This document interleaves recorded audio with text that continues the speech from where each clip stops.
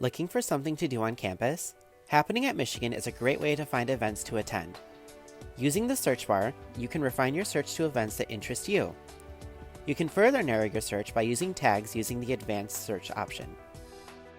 When you click on an event, you will find the event's description and info, such as the date, time, and location if applicable, with the option to add the event to your calendar.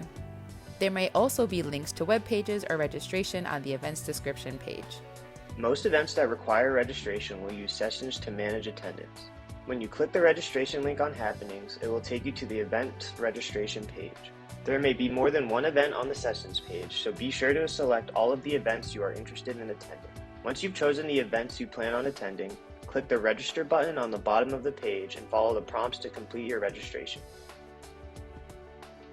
We ask you to register for events because it helps us create a great experience for you. It helps us plan for food and giveaways while also ensuring space availability.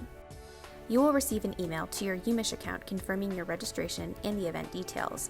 The email will include links to add the event to your Google Calendar and iCal. You can use the drop registration button in these emails to remove yourself from the event if you can no longer attend. We ask that you let us know you won't be coming by dropping your registration, as it will open up space for other students to attend.